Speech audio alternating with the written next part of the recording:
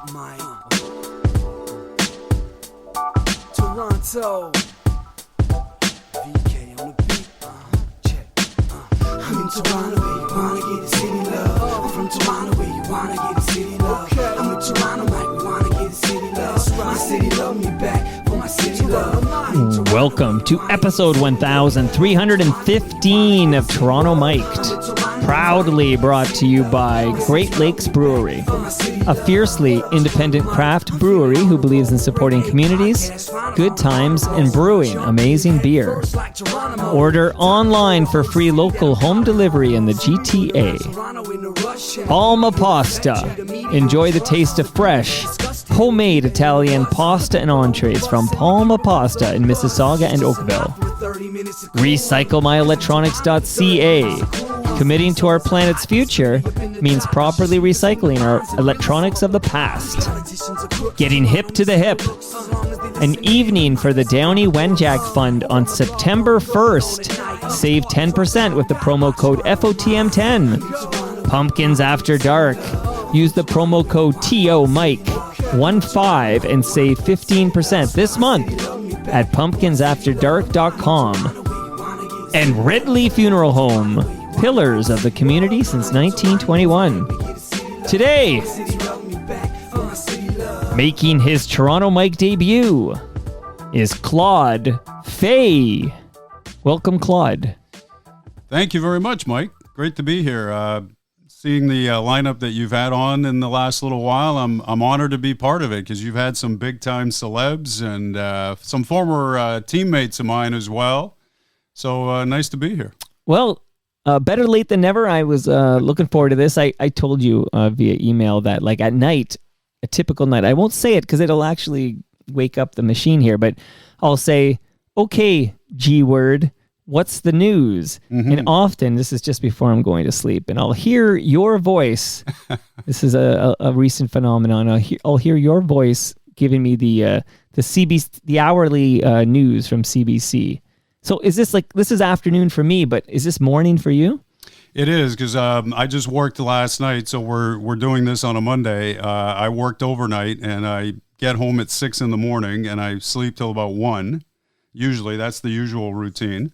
And then I get up and have breakfast and get ready, and then it's a good drive out here, given the great Toronto traffic and construction that we're dealing with. Whereabouts did you come from? From the East End, east of Toronto. East of Toronto. Yeah, oh my goodness. Oh my goodness. I feel bad.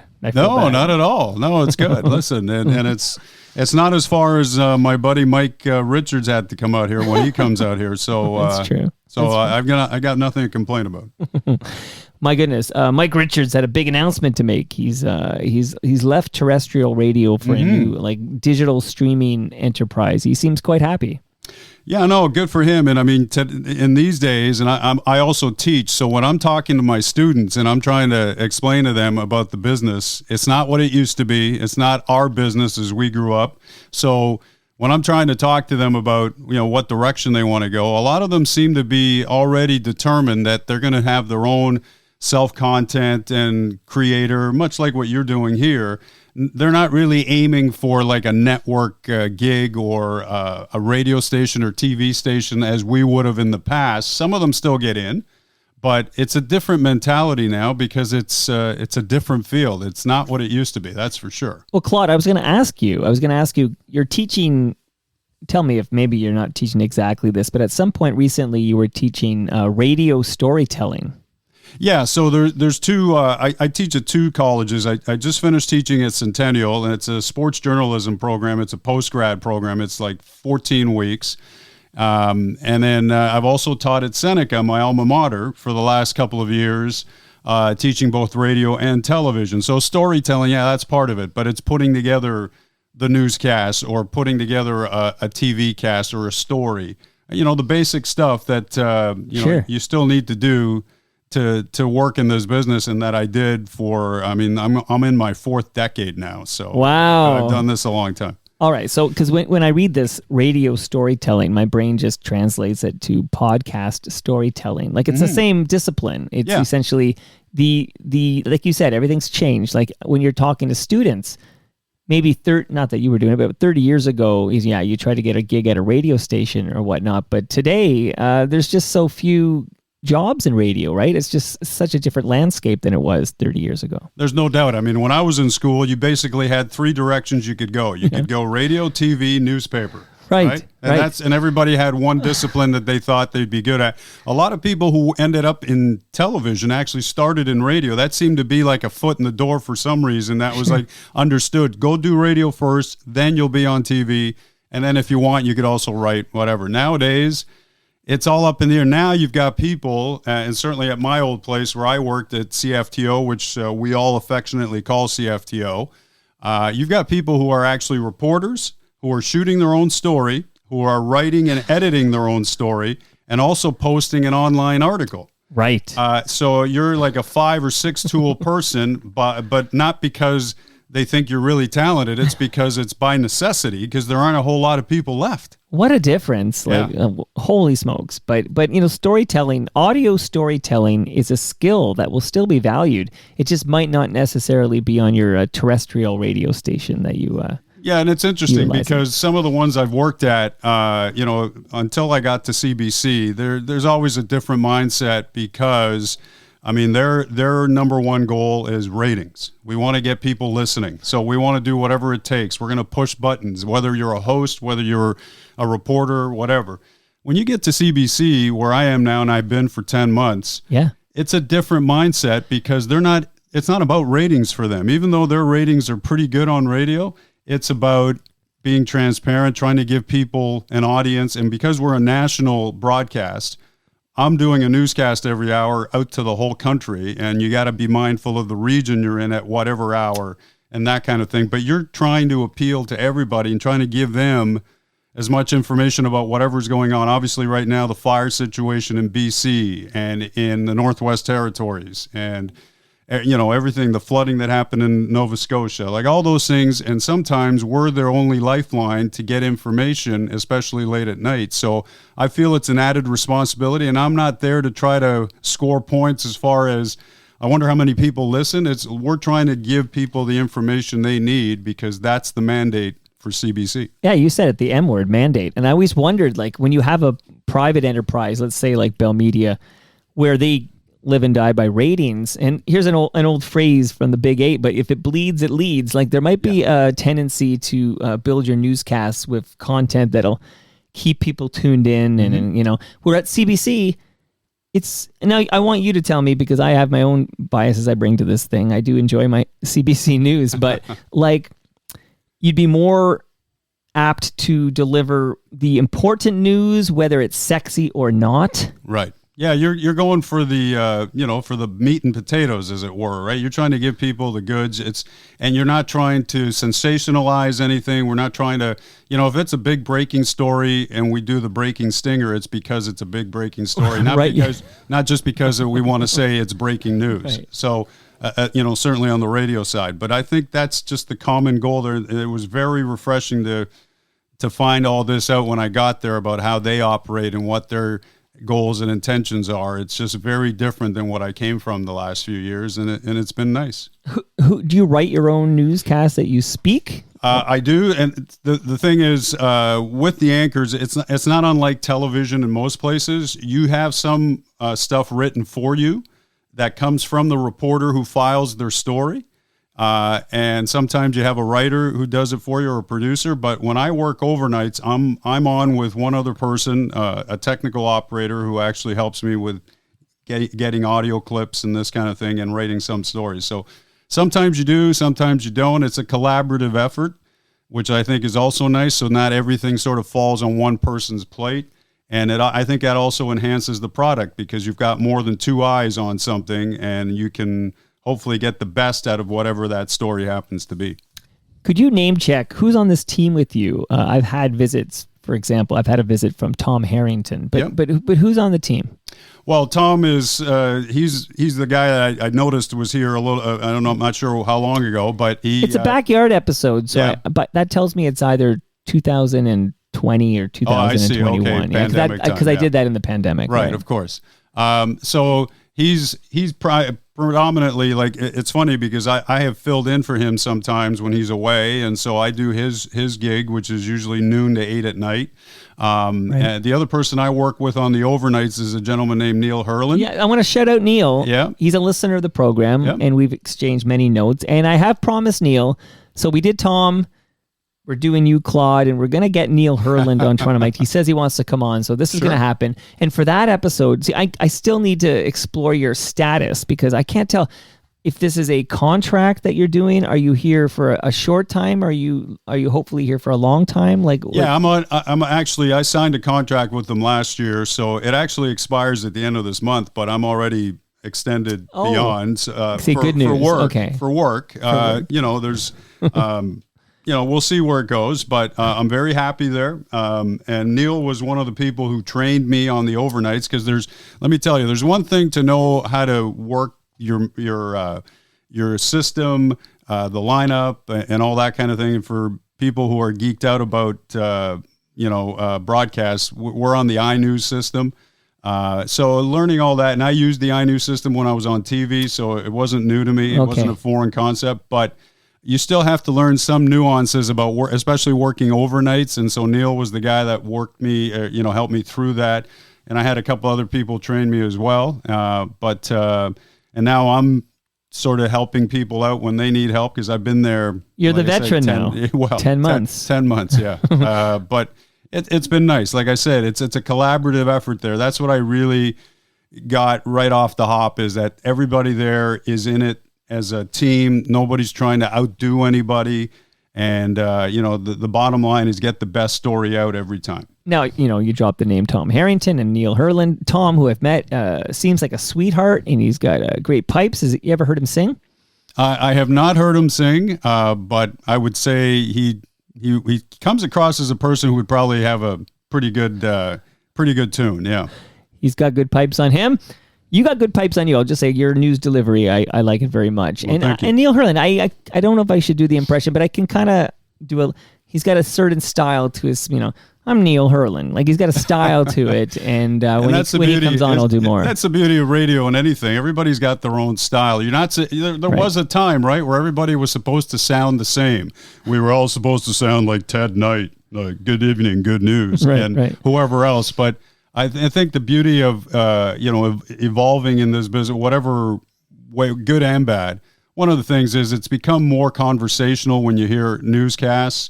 And like I said, at our place, they still like the steady, just give us the story. Just the facts, man. Yeah, just the facts. You don't have to go over the top, which is kind of nice because other places they really were pushing for that kind of thing. Sure. As if somehow that magically is going to draw people. If people like you, they like you. If they don't, they don't. If they like your station, they do. If not, they don't. Right. And don't abuse the breaking news stinger. Okay, that's the greatest sin, I think, in most newscasts.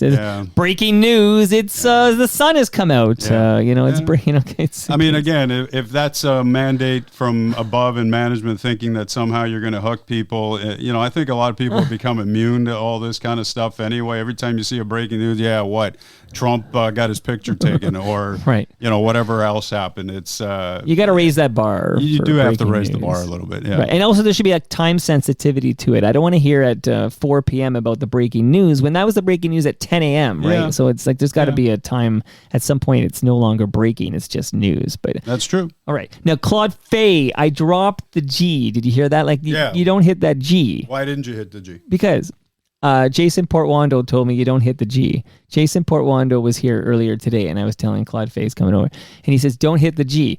You say your name for us now. No, you do hit the G. Okay, let's hear it. Claude Feig. Okay, so it's good. I can throw one under the bus. What was Jason talking Jason about? says I think he was scamming you. I think he was setting you up. Right, it's not like him, but he might have done that. So Jason, right? Where did you work with Jason? Well, I didn't work with him directly, but when media actually was big in Toronto, when every station had and every outlet had people, he was at one time he was at 680, and then he went to Sportsnet at another point. So our paths would cross in the field all the time, and then the last few years he was part of and he is part of Woodbine Racing. And so at the very least, I would see him once a year at the O'Brien Awards, which is for standardbred racing. I would get invited every year, usually to hand out an award and just be there. And so he was one of the MCs with Ken Middleton. And if not, I would see him out in the field somewhere and usually at the track. So but our paths have crossed for years, yeah. Well, here's how much I trust Jason. So, like, I know it's Claude Feig. Okay, I listen to you deliver the news on CBC on the regular. And he told me, he's like, Mike, he's talking to me about you. He goes, Mike, he's from Venezuela. And he gave me a whole story about how in Spanish it's Fay, not Feig. No. And he went on. And he might have been pulling my leg, but I bought it hook, line, and sinker. Like, I'm like, Mike, you're going to really impress him you're not going to say the G in Feig. And it turns out I did the exact opposite. Poor Wando. Yeah, I think he scammed you. Okay. He scammed you. But, so the name isn't Venezuelan. I was born in Venezuela. My parents are both European. They met in Venezuela, but I grew up there for the first 8.5 years of my life. So, but the name's not even from Venezuela. No, it's not. What's he talking about? It's not. It's not. But getting very angry here. Okay, so I do want to hear about you moving to Canada, but I need to address something. So we know you love sports. Love sports. Do you like music? I do. I want to get back to the music thing with you were mentioning Tom, and I was actually in a boys' choir when I was a kid, when I was in my preteen era. So I was in a choir for a couple of years, so that was kind of cool. We got to travel a little bit. Do you sing at all? Like, I'm listening to the pipes in the headphones, and I bet you know. could The sing. voice is probably a little rough this morning because I just worked overnight. But I love music. Like, I've always loved. And on the way here, like, I've got Sirius on, and I'm listening to 80s all the time. I love music. Okay, you love 80s music, so I'm going to play us. I'm going to please bring it in the background here. I scan the horizon. As I tell my story here, let me bring her down. So. My last recording of Toronto Mic'd, episode 1314, was with Canadian singer-songwriter Jane Siberry. Yes. Jane's had a few hits in her time, but the first big one we all know was Mimi on the Beach, which I'm playing in the background. And Mimi on the Beach, fixture on CFNY and on Much Music, and we'll give it a moment, and then I'll ask you about it. See that gaggle of guys and girls. A typical day at the beach. Well, typical till I make my speech. This song's 7.5 minutes long, by the way. There's a girl out on the sea. It's good Canadian content, I'll tell you that. Not that I can legally play it, but don't tell anybody, okay? With a picnic lunch. You can play it. You got a SoCan thing going on in CBC, but that doesn't seem to exist here. Sitting there like a typical girl. Well, this is not a locker room. I like that line. That's a surfboard, not a yacht. The arrangement's not quite One girl laughs at skin. Such a funky little different song, right? Yeah. And at some point when she gets to the chorus, I might bring her up again. But here, this story is kind of about sports, and it's about music. It's a convergence. It's a few Claude. So on Friday, I'm talking to Jane. Jane's kind of a typical artist. It's a different, different convo because she's kind of interesting and quirky, and I like talking to people like that. But at some point, I set up this fun fact I want to drop on her. And here's the fun fact, Claude. The director of the video for Mimi on the Beach, the song we're listening to right now, the director of this video is a gentleman who many years later would go on to father the most decorated Olympian in Canada's history. Okay, so just let it sit with you for a minute here. Just let it sit with you. So, do you, Claude Feig, know which Canadian has won the most medals in the history of this country's participation in the Olympic Games? Are we talking Penny Alexia? Correct. Yeah. Okay. Yeah. Hold on, here it comes. Small world. Stretch from white sand up to the open sky, down to the shining sea again and back to me. And Mimi on the beach, Mimi on the beach, Mimi on the beach. Quick side fun fact. This is a like one of a trio of these great Toronto beach jams from the 80s with Echo Beach by FOTM's Martha and the Muffins and Cherry Beach Express by the Pucka Orchestra. So there you go. Okay, but Mike, I tell this fun fact to Jane Siberry, and she literally there's a bit of a pause, and then she's like, I don't think that's a interesting fact. Like, this is what she stops down to tell me that fact is not particularly interesting, okay? So, Claude, I need you, before we learn more about the life and times of Claude Feig, I need an official ruling from you, okay? You work for the CBC. We can trust you. Is the fact that the director of Mimi on the Beach, the first big video from Jane Siberry, is the father... Not just because Penny's brother is in the NHL. He always gets overlooked when I do this fun fact, but that's right. But Penny Oleksiak is his daughter. Please, Claude Feig, is that or is it not a fun fact? It's a great fact because he fathered two world-class athletes. Right. I mean, if you're in the NHL, you got to be pretty good. And if you're an Olympic champion, swimmer, world championships, all of it, I mean, you've got to be pretty good. And I thought the icing on that cake is the fact that, because, earlier today when Jason was here, he was here with Donovan Bailey, and we always talk about the fact he's got 2 gold medals. But Penny Oleksiak, and it's a bit, being in swimming discipline really helps you, but I've lost count, but she has more medals than any Canadian has ever had. Like, I just can't, I'm with you, Claude, that this is a very fun fact. No, it's great. And then this is coming off as it dovetails off the World Championships on the weekend where Canada scored 6 medals, which is their best total ever in top finishes and everything else. And it was a great, foray, hopefully, into next year's Olympics in Paris. But what a showing by Canada. And one of the things that you heard from Perdita Felician, who's the last athlete to win a medal at those games, which was 20 years ago. A gold. A gold, of course. She said that the transparency of the organization now in Canada and the way athletes are being taken care of and looked after is way, way better than even when she had it, and she still won a gold. But she's saying she has seen the transformation, and she said that's definitely lending support towards the athletes who now feel more empowered, and obviously the results are proving it.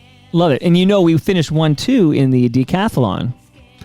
And according to this is today, Donovan told me the last time Canada finished 1-2 in a world championship was when he and Bruni Surin finished 1-2 in 95, I think it was. And those are 2 pretty good runners there. And Donovan, my one-time basketball teammate. We played Tell me that story. Well, we just played on a media team a few years ago. You're a tall guy. How tall are you? I'm 6'4".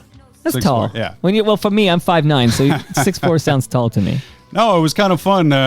We'd have these media games against different organizations or schools and so on. One time I played on a media team that played the Argos in a pickup game during the off season at Centennial College in Markham. All right.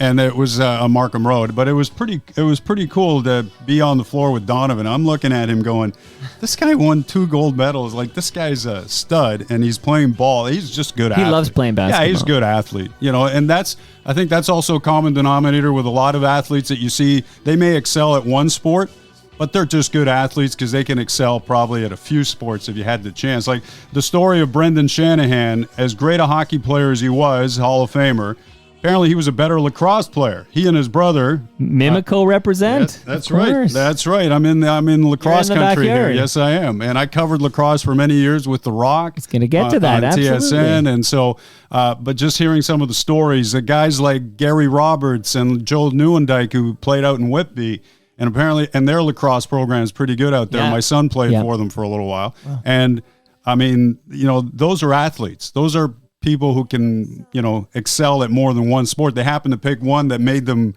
pretty rich and pretty famous because they're really good at it.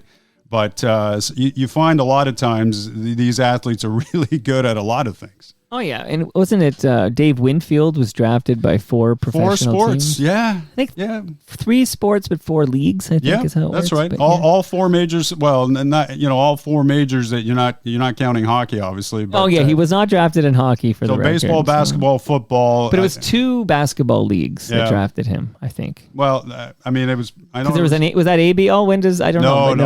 No, I think. How old is Dave Winfield?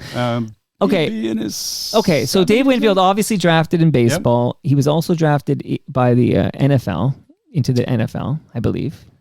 He could have been, he could have In played NBA, in any sport. and then I right? feel there's another one which is either another football or another basketball league, is what I think. But Listen, he I don't know. was a big guy, 6'6", athletic. You saw what he did on the baseball field. We saw it with the Jays. He was the hero in '92, one of the heroes in '92, and Got the big hit. Got the big hit, and so Winfield wants noise, right, Claude? he did, and he got it. So it was great. So you find a lot of these guys they're just good athletes, and that seems to be overlooked a lot of times. And people can get down on an athlete when they're not doing well, but what it took for them to get there, and how talented they really are, I think a lot of times people miss that. And we all did in the media too. It's very easy to sit and point fingers as to why the Jays suck right now, why they can't win at home. All of this is a broken team right now, but it doesn't mean that the guys on the team aren't talented and can't do well. It's just not come together, and I'm not defending them. They've had a lousy record at home. You can't lose to a sub 500 team at home this late in the season when you're chasing a playoff spot and think that you're going to get into the playoffs. And that loss yesterday was tough. That was tough. It's a tough one. Oh my goodness. Okay, so more Jays talk later. But so you mentioned you moved at 8 years old. You moved to Toronto here from Venezuela here. But I have a question about your mother. So actress and model. Yeah. Can you elaborate? Like what kind of an actress was your mother? Well, she first of all, she was Miss Greece at one time. So that's a fun fact, by the way. I'm going to use that as a fun fact. Yeah, and so she did some work in Europe in movies, Italian movies primarily. She's multilingual. So by the time she got to Venezuela, she was there acting and and being a model, and that's where she met my dad. And so when I was born, I was around the studio where she worked, and they actually put me in a couple of commercials as a kid. I think that's where I got my exposure to the, if you want to call it the limelight, or what it is to be in front of the bright lights and the cameras and all that. And that always fascinated me. Like I always thought, even as a kid, it was like, wow, this is cool. And so by the time I came here and then I started watching sports, and by 10 years old, I knew I wanted to be a sportscaster. Like I would sit in front of the TV and mimic the announcer and try to call the play and whatever, even though my English still wasn't great when we first got here. I didn't know much English at all. I spoke like this right now. I didn't know much English. I knew chair, door, window, high. That's all we learned in Venezuela. And so I went to summer school for a couple of years, caught up on the English side, and it kind of went from there. But it was always in the back of my head that this is what I wanted to do. And eventually it happened. But I mean, it was, and I was always a sports fan, and I played sports as a kid. I grew up playing soccer and baseball in Venezuela, which are the two big sports. And my idol was Pele, who was just up the road in Brazil. And Right. so that was, and it was great when I got a chance to meet him years later here in Toronto. Spoiler alert. I was going to ask you about that, but here, do it now. So since you brought it up here. Okay. How did you get to meet Pele? So he came to Toronto first in 1998 and then 2002 to promote the World Cup. And so 1998, we had these sit-downs at one of the hotels. And as soon as I walked into the room, I was like nervous, shaking, like I was like a mess, because there's my idol. And first of all, I want him to be a nice guy, which he was. He was great. Good. So I told him that I grew up in Venezuela and that I watched him all the time whenever they were on TV. And then we started speaking Spanish, which was great because he was multilingual as well. Right, because they speak speak Portuguese there in Brazil. But right. So he noticed during the start of the interview that I was nervous, and I couldn't blurt out a question. Like I had never, and I didn't know what was going on. It's like, what's the matter with you? Okay, Pele's sitting in front of you. You got to relax.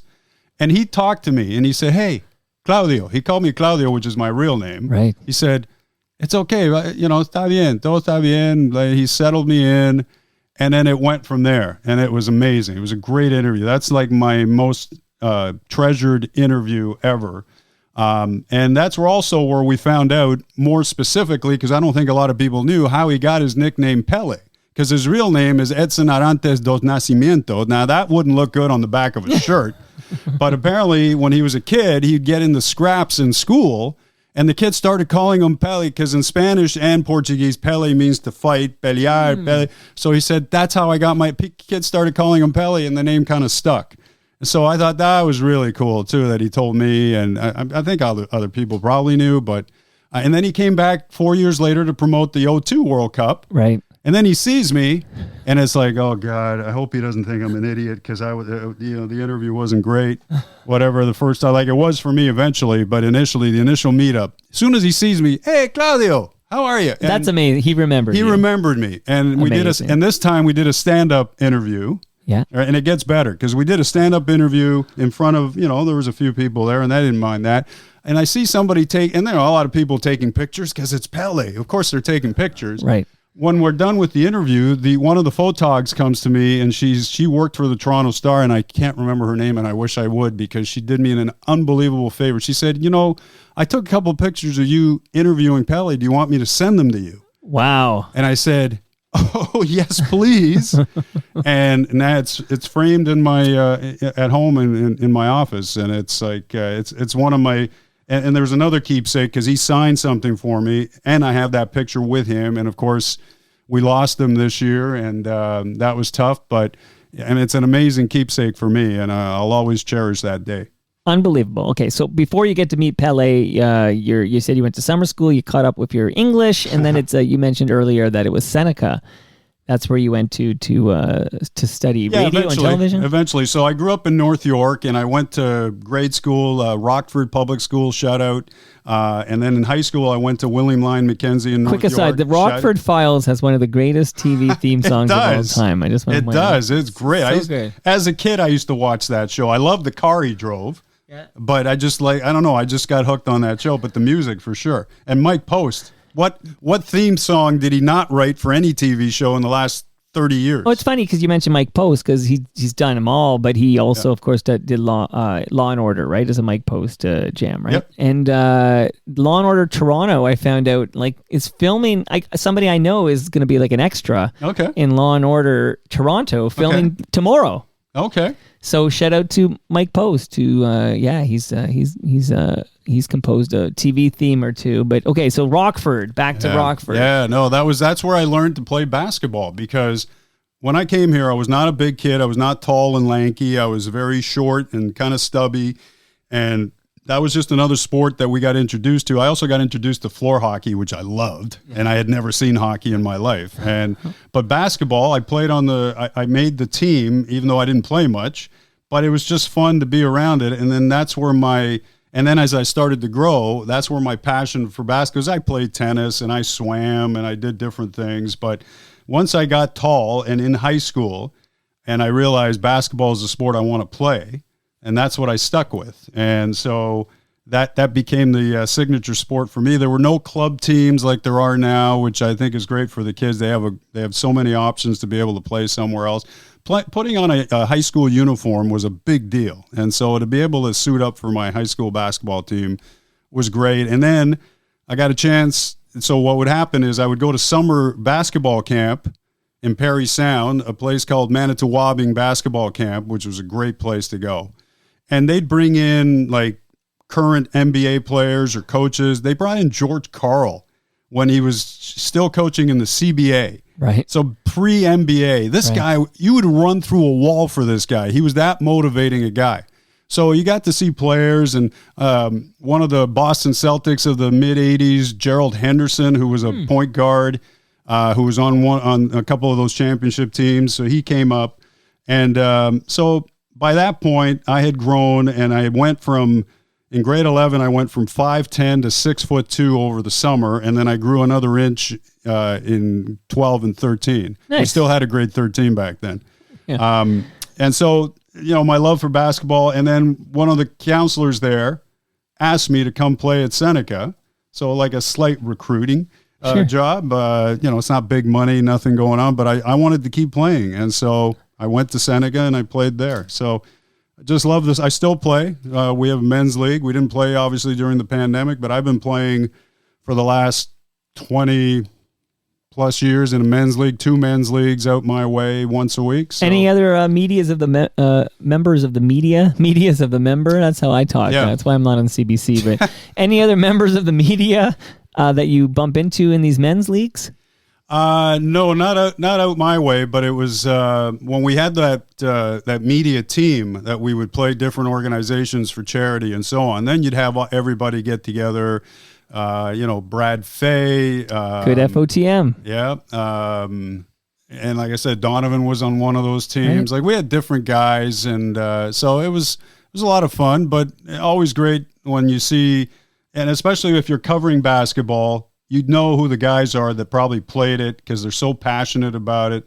And it's just a different vibe. And so, I was lucky enough to be at the Raptors' first ever game. Oh, I know. See, you're another spoiler alert here. So God. here, let's and get I'm not you. reading your notes, by the way. Your computer's the other side. You're so used to producing and crafting the stories that I don't even need to be here, to be honest. But here, I got to get you to 95. I want to get to that first Raptor game. Yeah. Okay, so I know you start at CTV Toronto in 94. Is that right? Yes, that's right. Okay, so is there any is it global TV? Like, did you do any mainstream media prior to joining? But not on air. So I got in my first paying gig in the business was in 1988. I got into global television as an editorial assistant in the news side.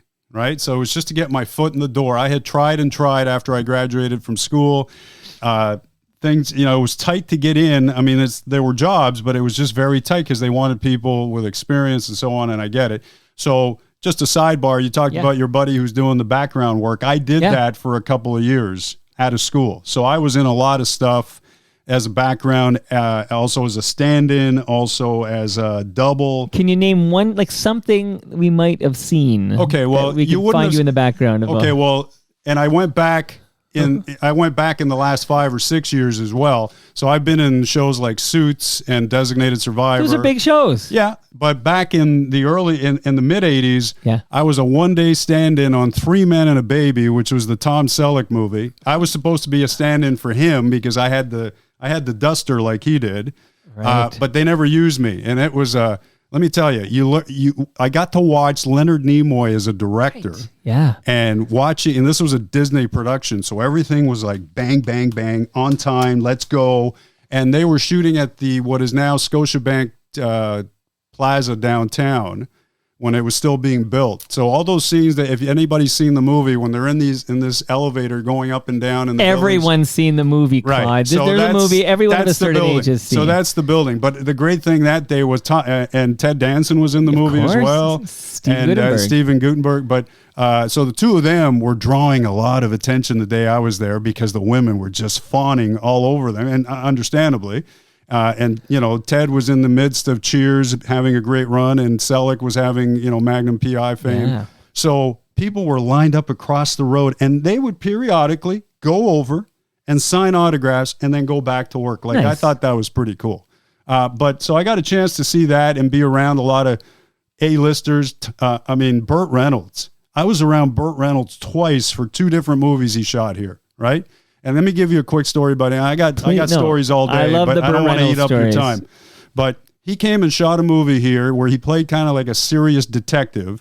So we're shooting at the old Montreal Bistro downtown on Adelaide, which is no longer there. And they shoot the scene. Everything happens. Everybody goes home. We get a call the next morning. It's almost frantic from our agency. Everybody has an agent that books them for all these things. They say they need everybody back to that same place tonight to reshoot the scene. They didn't like something. They go back and watch the rushes and different things. They didn't like something. So they're asking everybody to come back. So I said, okay, well, I don't have anything else going tonight. I'll go. So they get through it, shoot the scene, and you can see there's a little bit of tension in the room. I remember that because they're reshooting a scene that they had already done. They wanted it right. When the scene's over, and he doesn't have to do this. This is Burt frickin' Reynolds. Yeah. He goes around and he shakes everybody's hand and says, "Thank you for coming back." Wow. And for a period of time, he was the biggest movie star on the planet. He was. Yeah. And he also shot another movie here called Switching Channels with Christopher Reeves and Kathleen Turner. That was kind of fun. Wow. Because Kathleen Turner was these in are her, A-listers, man. right? You're working with A-listers. Christopher was in his Superman era, and Right. Kathleen Turner was Romancing the Stone yet? Romancing Okay. the Stone, War of the Roses, all that, right? So that was, but being around these, and you know what it also did for me, to be honest. Yeah.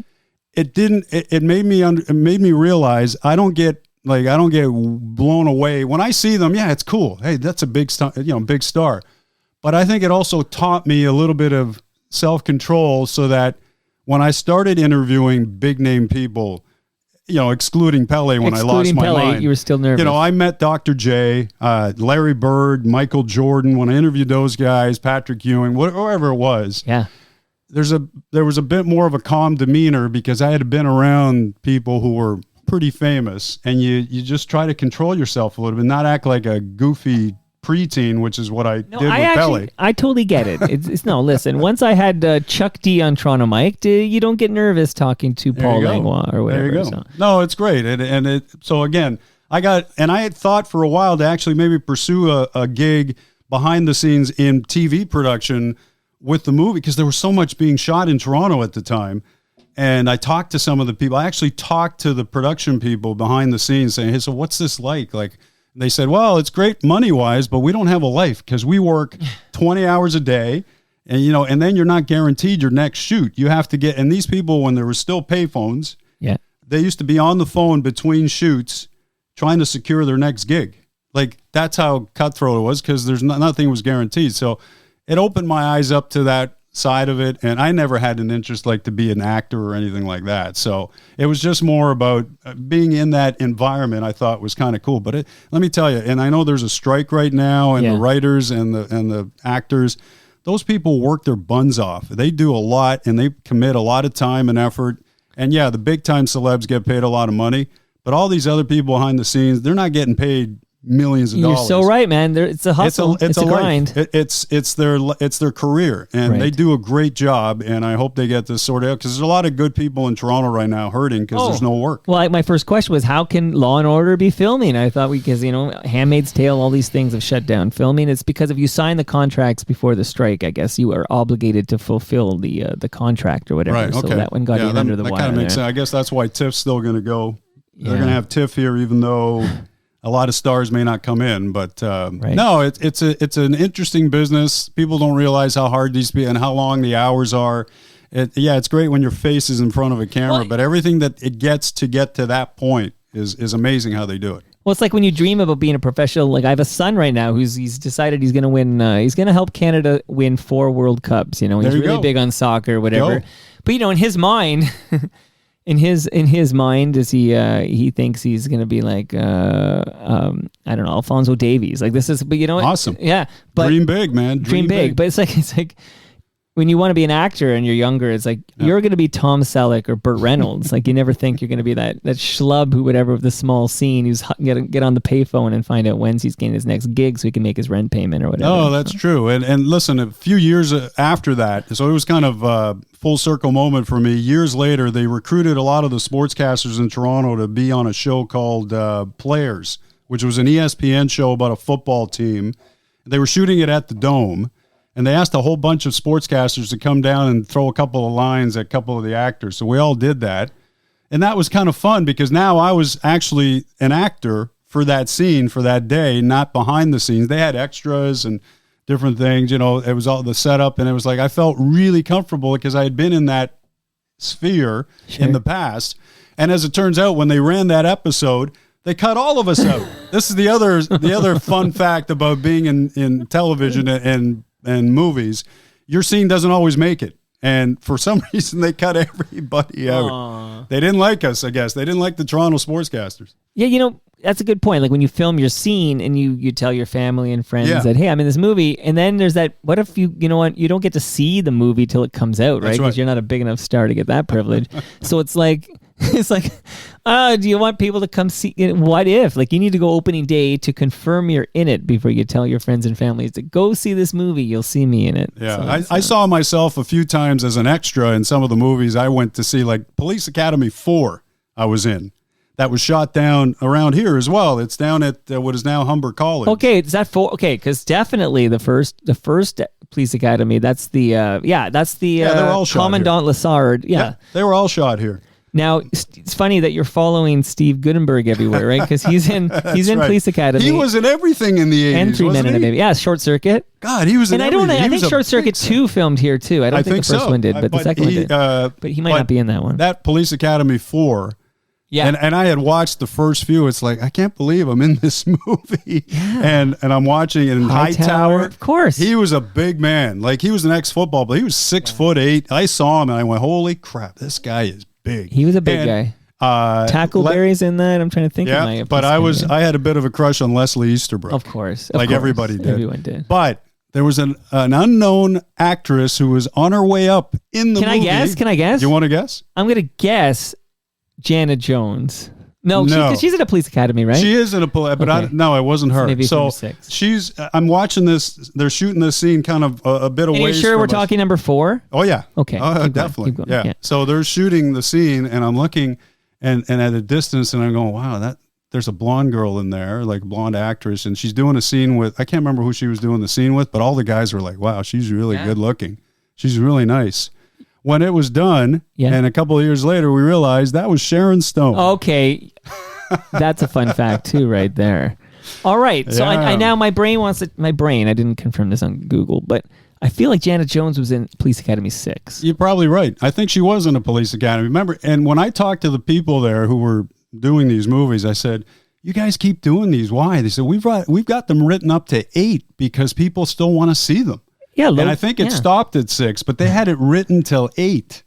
I'm not surprised. No, Hey, listen, moneymaker, right? So listen, that number 1, I reference it all the time because there's literally you can see like Hightower learning to drive like down the street from where I live now. It's like it's all happening in this neighborhood. Okay, so I want to get you, Claude, to CTV Toronto, but just run through. So you mentioned you did some work at Global TV, sports editor and producer. Then what next? TSN. So I got in as an editorial assistant on the news side, and then about 2 months in, I found out there was an opening on the sports side, which happened to be Sports Line, when Jim Taddy was hosting along with Mark Hebscher. So I went over. I went over and I introduced myself and said, hey, I'm a big sports person. I'd like to see if I can get in. And so they found a spot for me. It was part-time, but I was thrilled because now at that time, they were the only half-hour highlight show in Canada. That was before TSN started doing that and before Sportsnet came along and The Score. So it was great to be part of it because all they did was live and die for highlights. If there were highlights out on a satellite somewhere, they were bringing it down because they wanted to fill that show. So I got a chance to initially just cut highlights, watch the games. I got paid to watch the games and write highlights. And then I started producing weekend sports with Bill Bird. And I also got to go out into the field, and it was like a field producer kind of thing. So I got to do a lot of different things there, which was great because it really set me up for when I finally got my on-air shot. But in between that and getting the CFTO, I worked at TSN. Well, my first I need to know, around. was Hebsy nice to you? He was. They were all good to me. Everybody there was good. It was a good team. Everybody was nice. And Global has a special place in my heart because that's where I met my wife. Wow. So, I mean, I had, here's another fun fact. Yeah. I was in line to get a sportscasting job in Edmonton that Jim Taddy was vouching for me for. And I thought I had it. I was the front runner, apparently. And I was going to be a co-host with Darren DeTitian. Wow. At a place called ITV in Edmonton. I've heard of it, yeah. And it fell through. It just didn't happen. Right. And I was crushed. So I stayed in Toronto because I was ready to go. I had packed up. I hadn't packed up, but I thought, I'm ready. I don't care how cold it is in Edmonton. I don't care how much snow it is. I want to go. I want to do this. Right. It didn't happen. I was crushed. I stayed in Toronto, stayed at Global. And, within 2 months, my wife walked into my life because she had just migrated here from Ireland, started working there. And I guess, as they say, the rest is history. What was she doing at Global? She was initially just a receptionist, and eventually she ended up in publicity, promotions, that kind of thing. And she was there for 18 years. Amazing. So, yeah. Okay, this is more fun facts. So I will say Hebsy, because I co-hosted a podcast with Hebsy for 5 years. and now he just golfs for a living. He does. Apparently, he's really slacking off now. I hope the every day on social media, I have to see him golfing. Yeah, like it's literally. I don't know what happens in the winter. He probably finds warmer climate and he just golfs there. But so he's a man of his word, though. He did say, he goes, "I'm retiring. I want to golf," and that man golfed. Okay, so I think every single day since we recorded Hebsy on Sports, he's been golfing. So once he left, then Don Martin came in for a while, so I got to work with Don. And then after I left, Gene Principe came in for Don. There you go. Because Don went off to, speaking of golf, I think he went off to play in the senior Canadian tour because he was a good golfer. Well, that's very good golfer.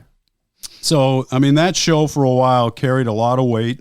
I'd go out places with friends, and I'd hear people talk. Yeah, did you hear what Hebsy said? What about what Taddy said? Well, you're listening. You're sitting with a guy who that was everything to me. Was going home and watching and making sure I was catching Sportsline. Yeah, absolutely. It was a great show to work on. One more little thread here before we talk about what you did at TSN. Mm-hmm. Tom Selleck. You brought up Tom Selleck.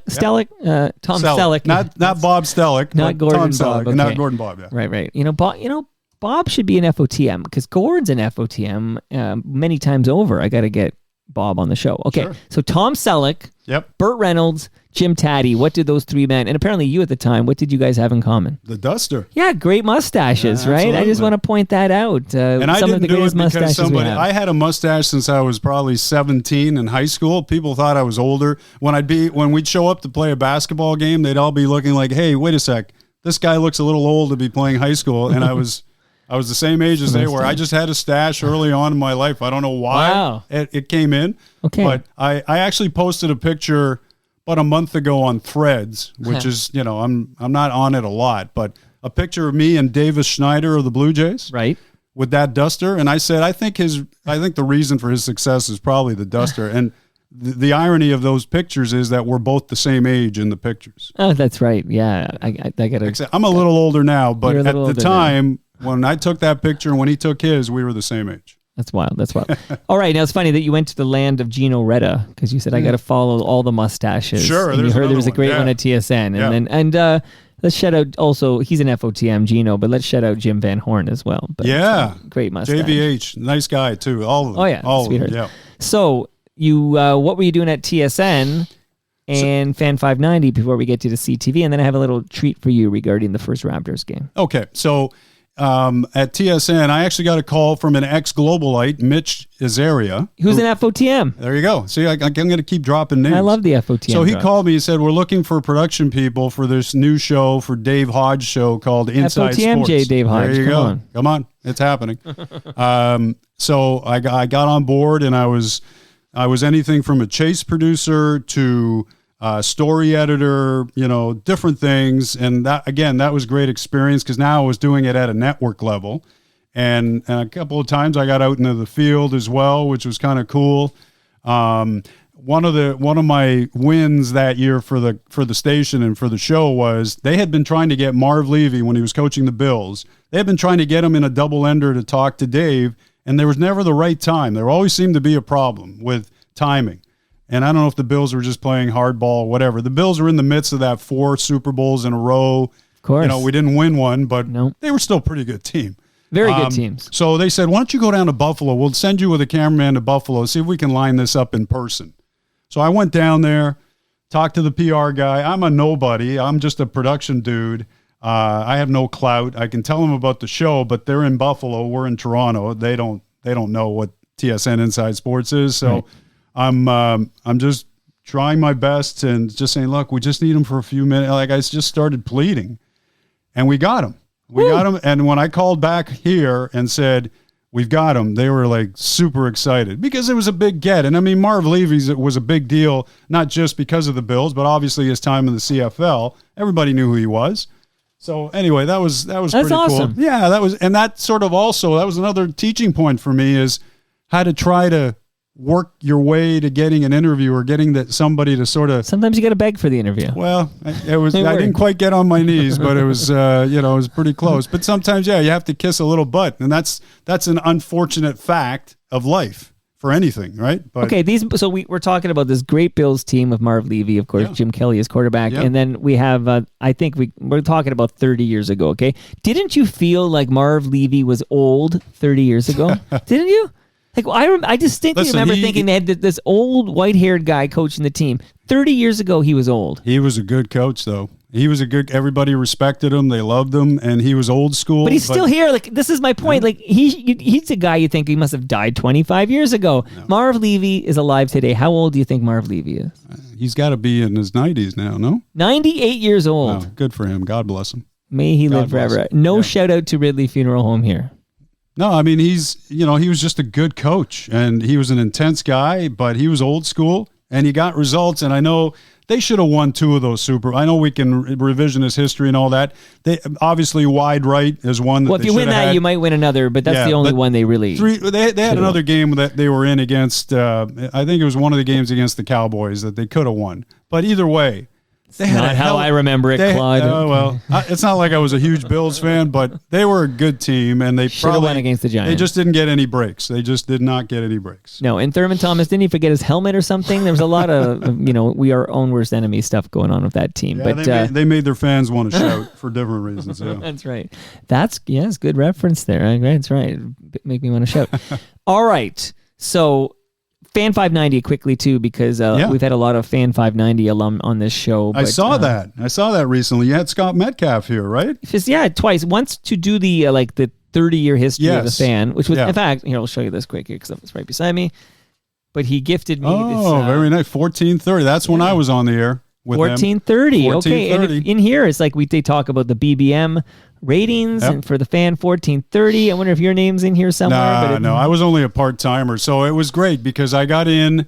So before I got to the Fan, TSN, and this is kind of ironic, TSN had a radio service in the 90s where they used to beam out hourly sportscasts across the country to any station that wanted it.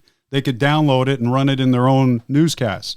So I heard about this, and I went to the guy who was running it. His name is Doug Hobbs, and he said, yeah, we could probably use you part-time. And I said, okay, great. So that got me on air in Toronto, and because I would do these updates, and then we would do a live update with 1010, which is a place I ended up working at years later. Yeah, we'll get to that. So I was able to get some experience that way, and that in turn opened the door at the Fan when I went to see Scott Metcalf, where I said to him, I'm doing these updates for TSN radio, even though they're not heard every day here unless you download them. And he said, okay, let's put you on air. And that's how I got in there part-time. And I was taught by a great guy, Dan Dunleavy, who's now the voice of the Buffalo Sabres. FOTM Dan Dunleavy, please. He showed me the ropes there, and he was a good guy. And so at the time, you think about this. Yeah. Dan Dunleavy was there. Well, okay. This is so rude of me, but I'm going to walk through the Fan 590 Day 1 lineup just for nostalgic. Okay. So this was September 4th, 1992. And then if I miss anybody, you can point them out both of them there. But okay, your morning show was Mike Inglis and Joe Bowen, 5 to 9.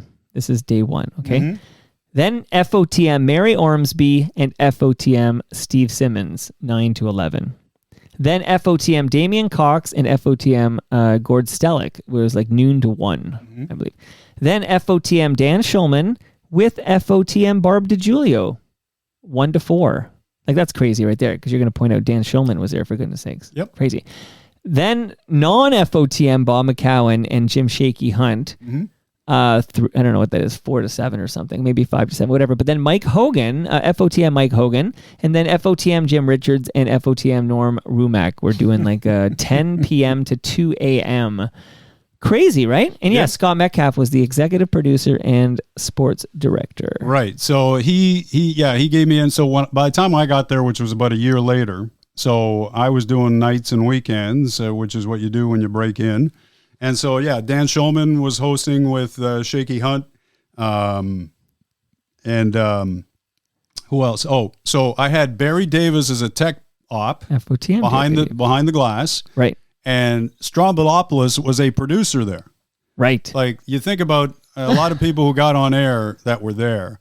And they were all good people. They, and like I said, I was kind of in and out because I was just a part-time thing, but everybody was nice. I didn't sense any egos from anybody and so on. So I stayed there till 94, off and on, when I got my chance to go to CFTO.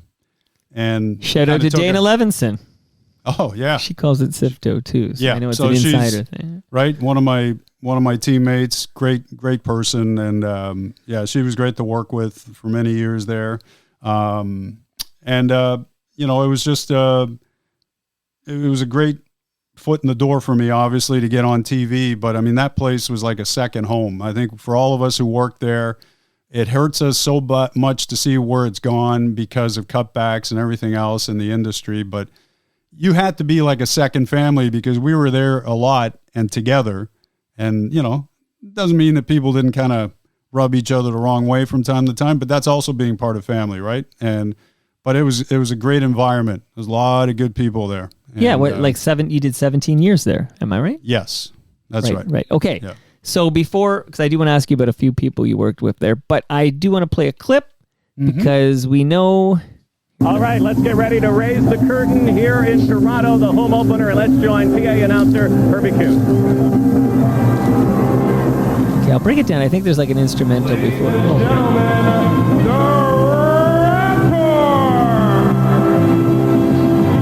So those voices we heard, and I'm going to bring it up when we hear the players, but we heard, of course, Leo Roudens, FOTM Leo Roudens, and FOTM Rod Black calling the very first Toronto Raptor game, 1995. And you were there. And it's at the Dome, right? Right. So the first regular season game was against the then New Jersey Nets. Right. But the first game ever, their first preseason game ever, was out in Halifax at the Metro Convention Center. And our department had decided days, or I don't know how far in advance, they said, we're going to go there. We're going to follow the Raptors because they played 2 games Hold out on. in the Maritime. Let's listen to the lineup here. The moment we've all been waiting for. Herbie sounds exactly the same. The starters for your Toronto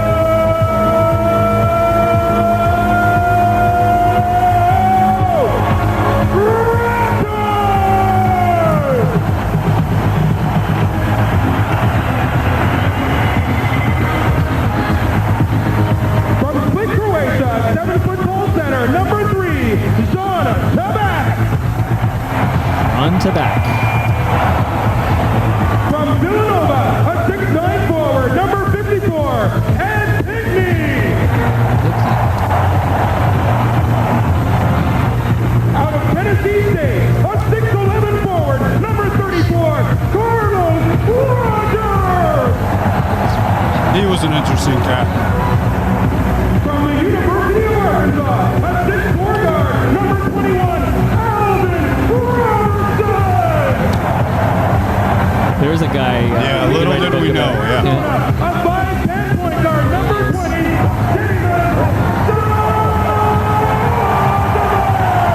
Mighty Mouse. Wow, so it all begins here. What do you remember about? Oh, Toronto Raptors is Brendan Malone. By the way, Brendan Malone, great guy, absolutely great guy, and he knew he was in a no-win situation with this team, but Right. he was a pro, he was positive, and he always had time for you. Excuse me, and at least that part of it they got right. They brought, and I felt bad for him when they let him go just after 1 year, because then they brought in Darryl Walker, and oh god, they won a few more games the next year, but yeah. that was a topsy-turvy time until Glenn kind of took over and things started to happen. But yeah, so the first preseason game was in Halifax. So we get out there and we do our stuff. We do a pregame hit into our newscast and then postgame. And then we start hearing back here that everybody's scrambling. All the other outlets are scrambling. What? CFTO had a reporter in Halifax for the preseason? Yeah, it's their first game ever.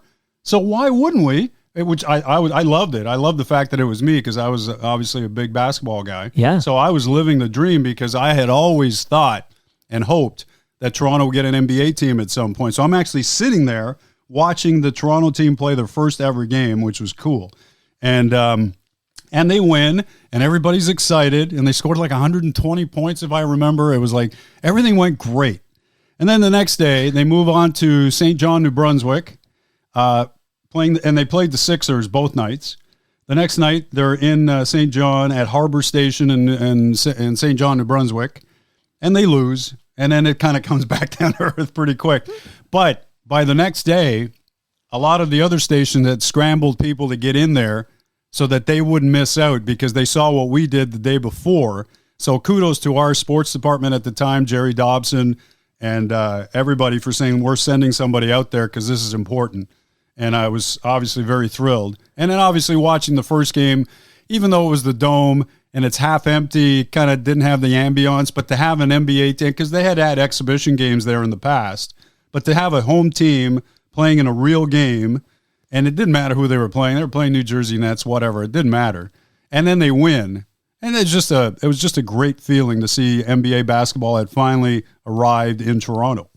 Without a doubt here. Now, you mentioned the team you worked with at CFTO, now I guess CTV Toronto, Jerry Dobson. Can you talk about Jerry? I know FOTM Joe Tilley, there's Lance Brown, FOTM Sunil Joshi. Is there, shout out any of the people you worked with at CFTO? Yeah, and the other guy was George Bryson. I mean, we had a big, when I started there, we had 13 people in our sports office for a local newscast. Think about that. But it wasn't just the newscast. We were doing a Blue Jay show when we still had the rights. It was a BBS station, so we had Toronto Blue Jay rights. So we would be on the road with them doing stuff for content. And we also had a Sunday magazine show, Sports Beat Today, which ran Sunday nights for a half hour, where we would do feature stuff and different things. So everybody was busy the whole week doing all that stuff, plus the local newscast stuff. And it was a great place to work. And then, unfortunately, BBS and the Bassett family sold CTV, and the new ownership came in, and that was Yvonne Fetsan. And they had major layoffs right off the hop. And they chopped half our sports office, and they chopped half our newsroom. It was not a fun day. So we ceased to be what we were, and then we just became kind of like the sports segment during the newscast. A year later, Sportsnet came along, and so we had some affiliation with them, so we got a chance to work network stuff for them. I went over, I did some anchoring, some fill-in anchoring, some reporting for them. So, for about a year, sports kind of had to lay low with our company until Sportsnet launched, and then things kind of got back on the rails a little bit better. But we had like I said, Jerry was a great boss. We just had good people in there. Everybody got along. I know it sounds cliche and it sounds like a team thing, but it's true. And I'm a big team guy. I always have been. I think it's important that when you work with a lot of people, everybody tries to get along. Doesn't mean you're not going to butt heads about stuff, but overall, it was a good place to work, like it was at Global and like it was, like it is now at CBC. So I think that's just important. I don't care what line of work you're in. If you have people that you have to work with, you obviously want to be able to get along and have a common goal and all that stuff. And that's what it was there. Well, I know, Claude, I know you're hungry because you're chowing down there. Sorry, it's a power bar. I can see that. I don't want to lose you, so the power bar. But because you're a hungry man, okay, I'm going to give you a large lasagna to take home with you. Okay, it's frozen in my freezer right now. So I've heard about these famous lasagnas. Yes, Palma Pasta is where you go to get these famous lasagnas, and everyone raves about the lasagnas from Palma Pasta. All the Italian food you get from Palma Pasta is delicious. So don't leave until I fill that box. So if it's make sure it's really heavy when you leave. Okay, so you get a Palma Pasta lasagna. I do want to shout out Palma Pasta because they're going to feed everyone who comes to TMLX 13, which is happening on September 7th from 6 to 9 p.m. at Great Lakes Brewery, the Southern Etobicoke location, which is 30 Queen Elizabeth Boulevard. So if you come to TMLX 13, Claude, it's a long drive, but if you came, Great Lakes buys you your first beer. By the way, they're sending you home with some fresh craft beer. So that's awesome. It looks great. Delicious fresh craft beer. I was there yesterday to pick up some new supplies. So they're going to buy you your first drink at TMLX 13, and then Palma Pasta is going to feed you. So come on out, hang with me. Anyone listening is invited. All listeners, all FOTMs invited. TMLX 13, so be there. I mentioned earlier that I was not going to shout out to Ridley Funeral Home with Marv Levy. Long may he run, but I do have a gift for you from Ridley Funeral Home, Claude. This is measuring tape. You never know when you have to measure something, man. Keep that handy. Thank you. Insert joke here. Okay. Yeah. So shout out to Ridley Funeral Home. A couple of quick events I want to tell people about. We're running out of time for Getting Hip to the Hip. It's happening on Friday night, 7:30 p.m. Getting Hip to the Hip, an evening for the Downey Wenjack Fund. You can save 10% with the promo code FOTM10. Go into the Toronto Mike feed. I dropped an episode early on Friday in which Jamie Dew, I now call him JD, but he kind of outlines exactly how the night's going to go. FOTM Sean Cullen is going to be a funny guy, and then there's a great... He is a funny guy. He is a funny guy. He's going to be funny because that's what he does. And then I got a story about him too. All right, so go ahead. Give it to me now. He came into our station one time at TSN Radio with Mike Richards, and he had heard me doing my update, and then he said, "Hey, let me see that script." So I handed him a script, and he starts reading what I had just read in his, a character. Yeah, a very witty, funny way. It was very funny. I think he read it as Othello. It was something like that. Yeah, he's like a thinking man's comic. It was hilarious. It was absolutely hilarious. Anyway, he's a funny dude. He was on Mad TV for a while there. Yes. So yeah. he's I saw his stand-up act many times at events, charity events, whatever, but he's just a funny dude. So funny dude. Well, you can come for Sean Cullen. He's worth because you save the 10%, so it only ends up being like a $36 ticket. But you can then there's a Tragically Hip tribute act, what do you call that? A cover band of Tragically Hip. We're going to hear that. And then we're going to see a live recording of Getting Hip to the Hip and then more Tragically Hip cover band. It's going to be a great night. There's a silent auction. There's a whole bunch of cool people going to be there. I'm going to be there. Mike Epple's going to be there. You should be there. Use the promo code FOTM10, save 10%. And I do want to shout out Pumpkins After Dark because it's coming soon. It's in Milton. Pumpkins After Dark is a great event. Your kids will love it. Your grandma will love it. You'll love it. Award-winning event, and you can save 15% this month if you use the promo code TOMIKE15. And last but not least, Claude, if you have any old electronics, I don't know, in your garage or your attic or something, old tech, an old phone, an old 8-track player, whatever you got going on there, don't throw it in the garbage. Those chemicals end up in our landfill. It's bad for everybody. But if you go to recyclemyelectronics.ca, you can find out a place near you to safely drop off those electronics to be safely recycled, properly recycled. That's your homework, Claude Feig. Absolutely. Good cause. And Porwando, if you're listening to me, how dare you tell me to drop the G? I already am like self-conscious about how I pronounce words because I'll pronounce a word like I'm thinking of this Jays team. So this Jays team that you mentioned earlier, it's a good team. Completely uninspiring. There's 100 things I'd rather do than watch this team. And I just want what I felt in 2015. I want what I used to feel in the good old days. And I always say, we need a shot of Mookie Wilson. But say the name Mookie Wilson for me. Mookie.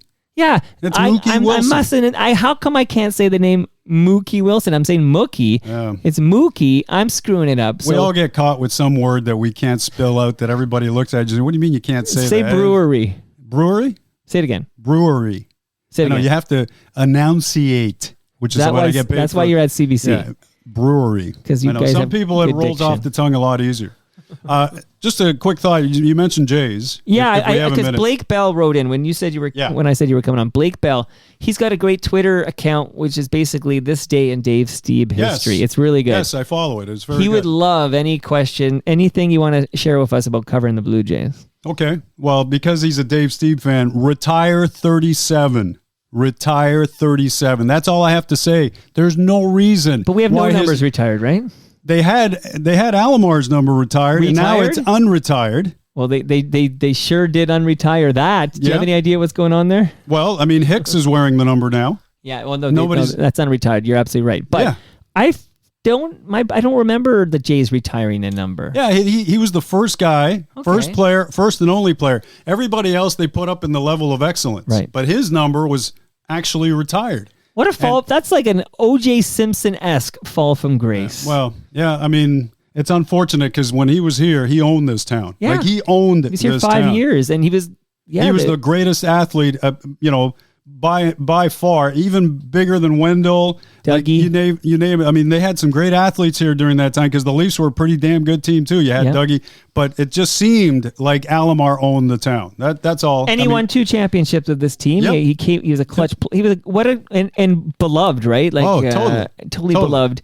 And now persona non gratis. Like Yep. these names been ripped off the level of excellence. They try. I think once in a while they have to show him in a highlight when they're doing like a tribute to the 92 or 93. But you can tell they don't want to. Like they've stopped celebrating the big home run. And you have to against wonder Eckersley. what his big brother Sandy Alomar, who was just here on the weekend as a coach for the Guardians, what Right. he's thinking Right. when he walks into this stadium, knowing what's happened and so on. So, but Steve, for sure, I know he had some disagreements with management and different things because he was his own guy. Feisty, competitive He was guy. a feisty, but he was the what I would call now.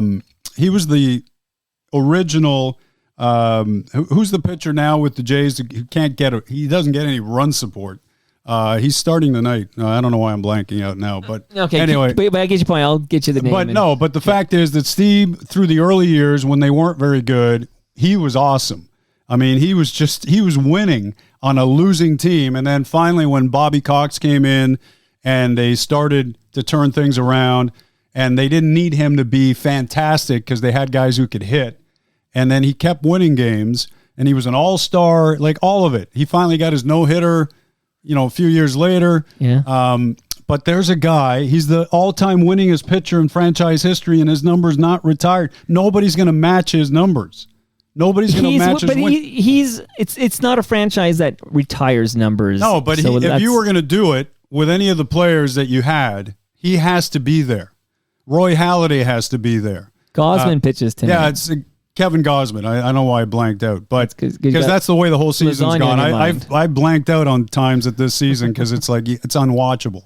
But Kevin Gosman must feel the way Steve used to feel, which he can't get any run support. There were games where Steve would pitch his butt off, and the team couldn't score for him. But he just never got enough run support. But I think with Steve, that's an easy one. Like, okay, Hernandez was a nice player, but that's not like Dave Steve's 37 should be hanging up there. End of story. You've sold me. I love Dave Stieb. I loved watching him with the Jays, and I think we used to value wins more than we do now. Like I feel like a big season for Steve would be like 17 wins.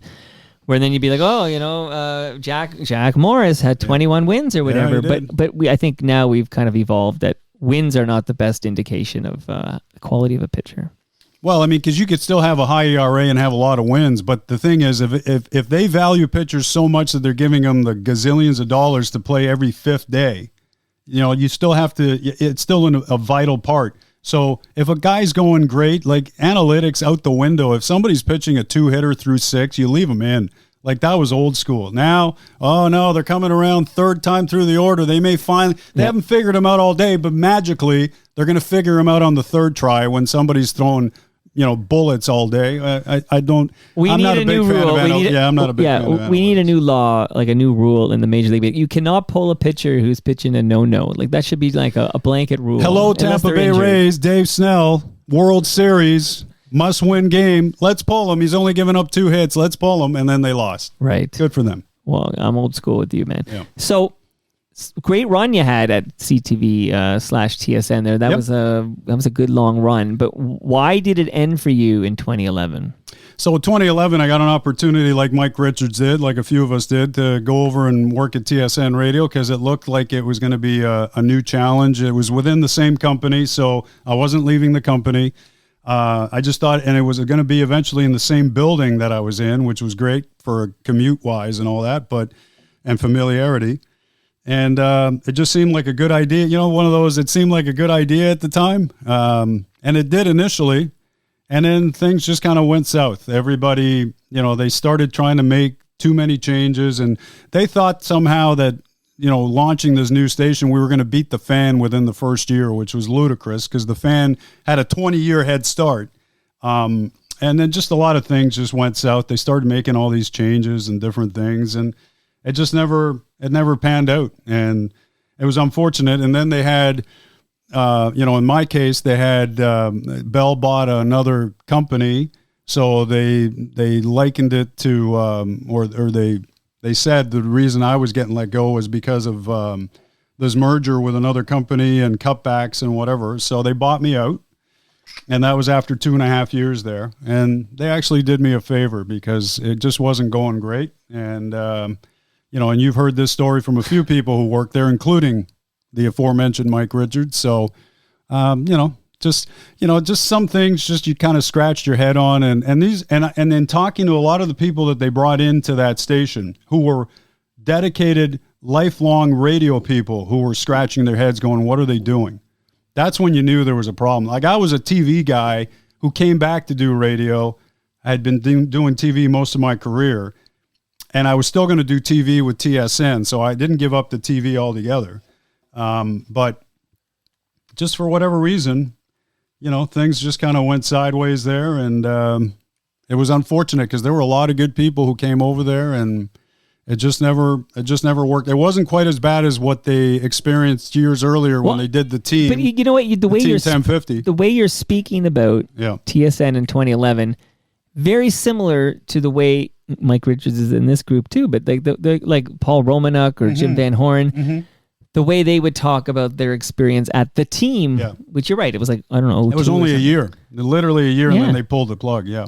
But they, a lot of good people came over in high hopes, and Chum was behind this, and like you said, about a year and a bit, and then they said, let's go back to oldies. Yep. And apparently their ratings were better with the oldies because they just didn't put enough effort and time into the radio side and the sports side, and for them it was all about the ratings. Okay, so you're packaged out, I guess. TSN radio there. So I basically sat on the sidelines for a year. I was able to still do some work for the National Lacrosse League. Well, tell me about that, because you were very involved with the NLL. I was part of. We were part of the Rock. The Toronto Rock came to TSN in 2010, and I was the host, sideline reporter. Dave Randorf was doing play-by-play. FOTM. Dave Brian Randorf. Shanahan. Okay. Shanny, the other Shanny. Right. Is that his brother? Yes. Because I wonder if he went to Power. Because I know Brendan Shanahan went to. They're both great lacrosse players, and Shanny played pro lacrosse like Brian did. Right. Brendan could have, but chose this little thing called hockey. Right. So it was great because it was a sport that I had never played, but I really felt I had covered it years earlier. From the time they started, I was covering the Rock, even going back to Sportsnet. I would go and cover the Rock because the games were on Sportsnet when Sportsnet first launched. So I was around it a lot. The guys were great. I liken them to the CFL guys. They're not there to become millionaires. They're there because they love to play and they're good athletes. They just don't get paid as much as everybody else, but it was just great to be around them. So once I was packaged out at TSN Radio, the league came to me and said, we want you to work for us. We've only got a handful of games that we're going to produce, but we want you to do the play-by-play. And I said, oh, okay, great. I appreciate that. So I was able to do that, including the championship game in 2013, which was kind of cool. But then I was, like I said, I just kind of laid low. Once 2014 came, TSN called me and wanted me back on the TV side. So I started doing stuff for them. And I went back to doing Rock games on TSN and different things. And then it was just piecemeal for the next few years, a little bit here, a little bit there, nothing permanent. I went back to CFTO in 2016 as a backup anchor for a few months, and that was kind of cool to I felt like I had gone home. Right. And some of the same people were still there, so that was fun. And then that ended kind of abruptly through no fault of my own. They still haven't, they just stopped calling me. And so then I turned to back to radio, and I got in at 1010, and I started doing news. So that was my transition at that point, was sports is done, and I'm moving over to news. Right. And that's where my foray into news happened. And it was there, then Global 640 Toronto, and now CBC. Okay, so Newstalk 1010. This is in the days when they had an actual news department. You were part of an actual. There was actually. I get to tell my great grandkids. There was actually a news department. Newstalk news department. It's almost like you can say now there used to be sports departments in Toronto at all the TV stations and radio stations. No such animal anymore. Well, I literally do that with my older two kids. I'm like, we used to have sports commentaries. Yeah. We would have Rick Hodge and we'd have Henny and we'd have Fred Patterson. I grew up listening to Henny every morning, man. Going to school, that's who I wanted to listen to. Yeah, so Peter Gross. Okay, shout out to Peter Gross. I know he was here recently. Yeah, with Scott Metcalf. Okay, that was quite the. I mean, they had every outlet had a sports department, and rightfully so. This is the biggest city in Canada, biggest market in Canada, with a lot of stuff going on. And for some reason, the two main players now, Bell and Rogers, have decided local sports doesn't matter anymore. We won't cover it. We may send a news reporter once in a while. Yeah, whatever. University, high school. Yeah. I mean, for a lot of kids, that was a big deal, you know, and then obviously covering all the Toronto teams. Nobody's doing that anymore on a regular basis. Wow. Okay. So 1010 up until February 2021, and I do say the R in February. Give me some points for that. But up until February 2021, Newstalk 1010, CFRB had a news department, and that day, that was a big day for cuts by Bell Media, because not only did FOTM Barb DiGiulio and FOTM Ted Wallachin get it, but the entire Newstalk news department was axed, and either Russ Courtney, Haley Cooper, Lucas Myers, some guy named Claude Feig. Yep, that's right. Some guy compared to the other people. Yeah, I was. We were all called. We were told there's a conference call, and usually when there's been layoffs, when you get a conference call, that's usually in the past that was a good thing, because that meant they had gotten rid of the people. And not that you felt good that anybody got let go, but we had heard that it was coming. So we get a call. They say this conference call. Somebody comes on the line and says, your mics have been muted. We're not going to let you talk. So this is what's going on. It was like 30 seconds. It could have been a recorded message for all we know. And then the phone hung up. Only did we find out in the next day or two that it had been everybody. I thought it was me and maybe a couple other people. It was everybody. Except that's the a horrible director. way to do it. Like, Yeah, that's such I know it's like you're shrugging your shoulders, like this is the corporate world we live in or whatever, but there's got to be a better way, man.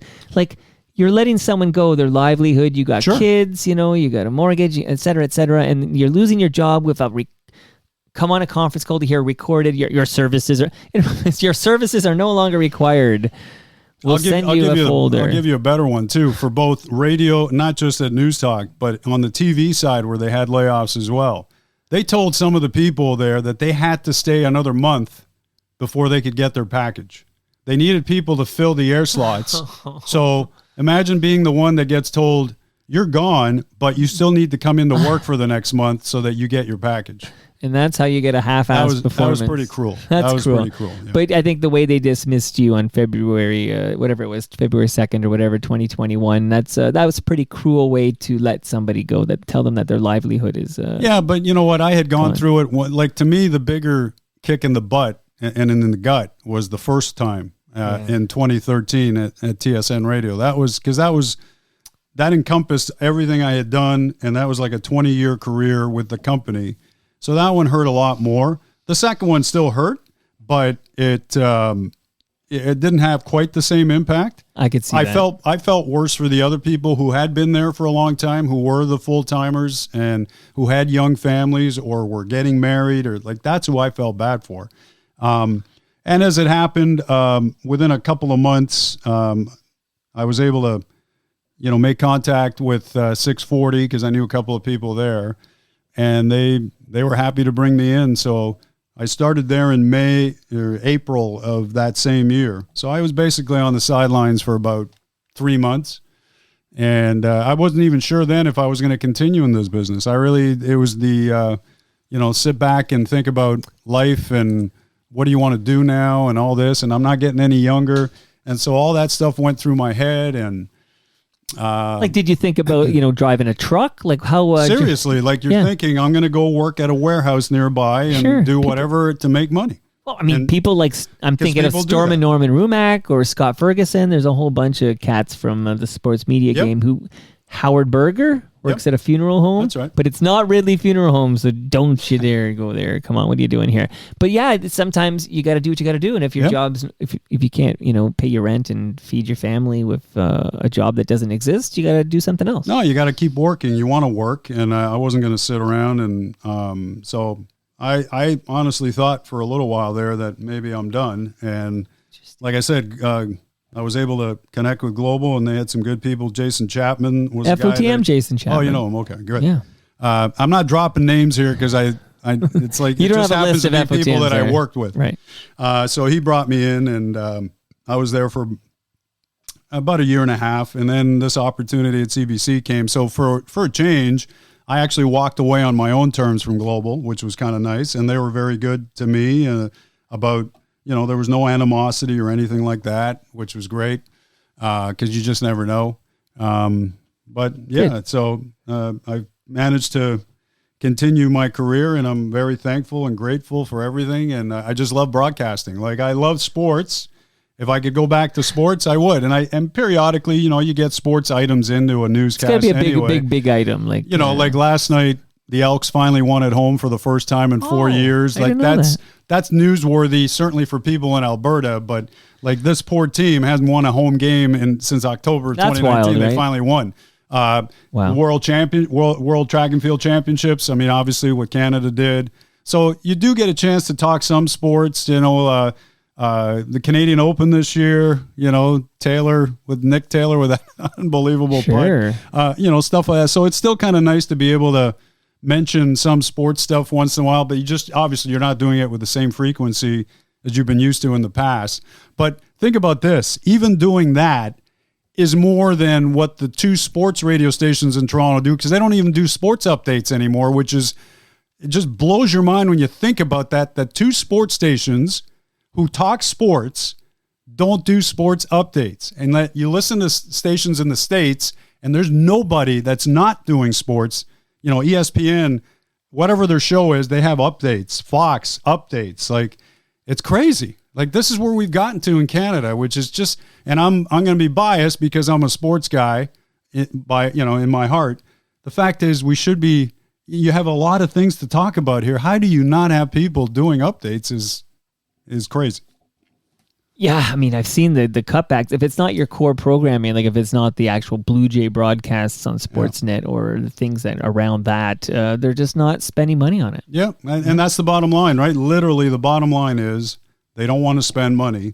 Then they wonder why people aren't watching or listening. It's because you're not spending money. Well, they won't even spend money on Tim and Friends. Yeah. Like, that's where we're at now. It's like... Go back to Jay and Dan. Yeah. That was a pretty successful tandem, and they decided, we only need one person. Like, they've done this across the board on the news side as well, apparently, with some of their morning shows across the country where they had a tandem. Now they have one. They just wanted to cut back. It's painful. So when you're instructing your students Yep. about radio storytelling... Run as fast as you I was can gonna ask out of you- the classroom now. Do you look them in the eyes and say, oh, there's a future in it? Or are you like... Well, what I Nah. tell them is, if you're in your heart, you feel there's something there that you want to pursue, do it. But you understand that I don't want to be glass half empty guy. I want to be glass half full, because I hated people who would come in to my classroom who said the same thing. Oh, don't bother. There are too many people, not enough job. I want them to feel like there's an opportunity. But the beauty nowadays is they can create some of their own stuff.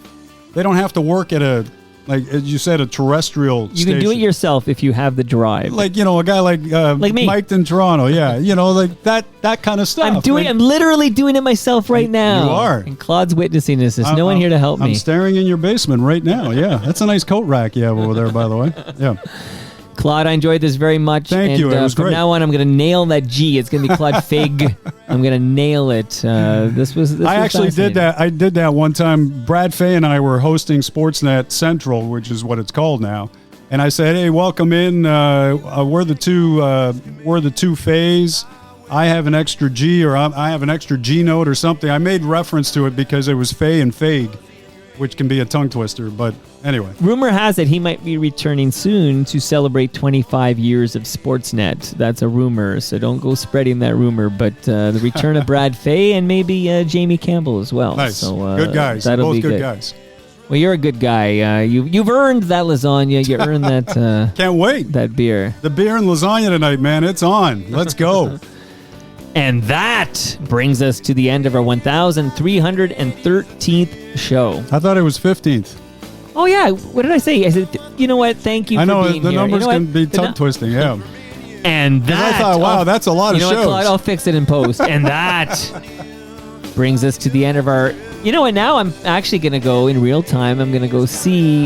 Is it 1315? Let's just check out here. What was Jane Siberry? Jane Siberry was 1314. Okay, it is 1315. So I'm actually following Jane Siberry. That's very cool. Very cool. And you agreed with me. That's a very fun fact that the guy who directed Mimi on the Beach fathered Penny Oleksiak. 2 world-class athletes. Not 1, 2. And that brings us to the end of our 1,315th show. You can follow me on Twitter. I'm at Toronto Mike. Claude, where would you like people to follow you? They can follow me on Twitter at Claude Feig. With a G? With a G. That's why Port Wando's not following you. He doesn't think there's a G there. Our friends at Great Lakes Brewery are at Great Lakes Beer. Join us for TMLX 13 on September 7th. Palma Pasta's at Palma Pasta. Don't pop those Palma Pasta peas. Getting Hip to the Hip is at Getting Hip Pod. I'll be there on September 1st. That's Friday night. Recycle My Electronics are at EPRA_Canada. Pumpkins After Dark are at Pumpkins Dark. And Ridley Funeral Home are at Ridley FH. See you all later this week when my special guest is... Where's my drum roll here? Oh! The return, in person, the return of Lorne Honickman. See you all then.